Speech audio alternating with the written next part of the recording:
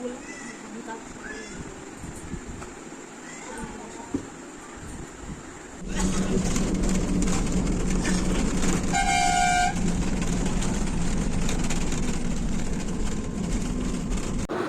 Title আর thumbnail দেখে তো তোমরা বুঝেই গেছো ভিডিওটা কি নিয়ে আমি করেছি। তো যাই হোক, কাল রাতে বরের সঙ্গে প্রচণ্ড পরিমাণে ঝামেলা হয়েছে। তোমাদেরকে বলে বোঝাতে পারবো না যে কতটা পরিমাণে ঝামেলা হয়েছে। তো আমি তো ডিসাইড করেই নিয়েছি যে আর আমি ওখানে থাকবো না, বরের সঙ্গে আমি আর সংসার করব না। তো আমি বাপের বাড়ি চলে যাব। তো আমি কালকে রাতেই বাপের বাড়িতে চলে আসতাম, বাট যেহেতু আমার এত দূরে না বাপের বাড়িটা, ওই টাইমে বেরোলে আমি কোনোভাবেই মানে আসতে পারতাম না। যার জন্য আমি রাতে ব্যাগটা পুরো রেডি করে রেখেছি, ব্যাগ পুরো প্যাক করে রেখে দিয়েছিলাম। আর সকালে দেখলে আমি পুরো ভোর 5টার সময় ঘুম থেকে উঠে ব্রাশ করে নিয়েছি। আর মাম্মাম তখন ঘুমাচ্ছিল, তো আমি পুরোপুরি রেডি হয়ে মাম্মামকে ঘুম থেকে তুলে আমি বেরিয়ে আসব। আর একদম আমি ডিসাইড করেই নিয়েছি যে আমি আর এই সংসারে থাকবো না, করবো না সংসার। তো দেখো আমি এখন রেডি হয়ে গেছি। আর মাম্মামকে এবার তুলে আমি মাম্মামকে জামা টামা পরিয়ে বেরোবো। আর আমি এখনও চুলটা বাঁধা হয়নি, চুলটাও বেঁধে নেব। আর দেখো এদিকে আমি বেরিয়েও পড়েছি। আমি পুরো বাসে চলে এসেছি, নৈহাটি থেকে বাসে উঠে গেছি। তো যাই হোক, বাড়িতে চলে যাব। আর মাম্মামের যেহেতু তখন আমি ঘুম থেকে তুলে নিয়ে চলে এসেছিলাম, মাম্মামের ঘুমটাও ঠিকঠাক হয়নি, যার জন্য দেখো বাসে উঠে মাম্মাম ঘুমিয়ে পড়েছে। খুবই কষ্ট পাচ্ছে মেয়েটা। তো যাই হোক, তারপরে আমরা দেখো বারাসাত চলে এসে আর বারাসাত থেকে ট্রেনে উঠে গেলাম। মামামকে সকালবেলা কিচ্ছু খাওয়াতেও পারিনি অত সকালে, যার জন্য একটা বিস্কুট কিনে দিয়েছি, মামাম খাচ্ছে।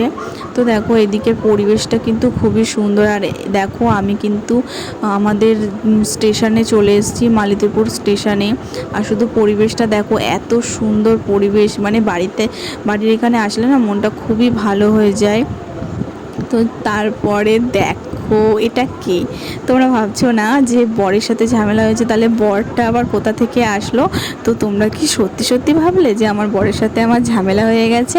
একদমই না, একদমই ঝামেলা হয়নি। তো আমি আর আমার বর দুজনা মিলেই এখন আমরা আমার বাপের বাড়িতে এসেছি।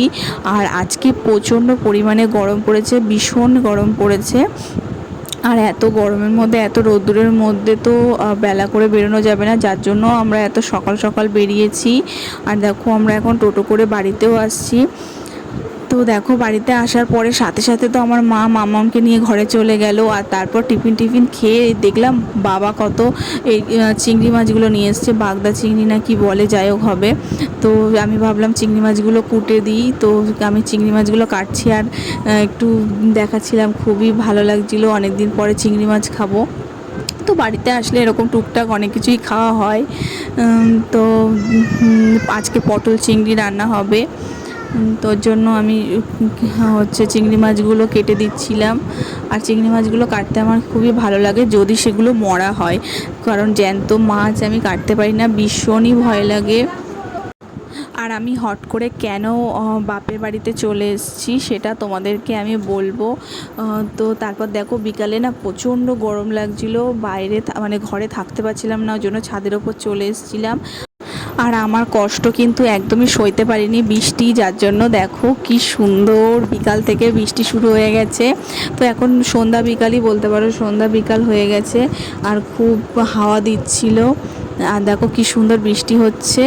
ভিডিওতে হয়তো বৃষ্টিটা পুরোপুরিভাবে বোঝা যাচ্ছে না, কিন্তু বৃষ্টি হচ্ছিল, ঝিরঝির করে ভালোই বৃষ্টি হচ্ছিল, বোঝা যাচ্ছিল না। তো আমি কেন হঠাৎ বাপের বাড়িতে এসেছি সবটাই তোমাদের সঙ্গে বলবো, নেক্সট ভিডিওতে তোমাদেরকে বলবো কেন আমি বাপের বাড়িতে এসেছি। তো আজকের মতন টাটা।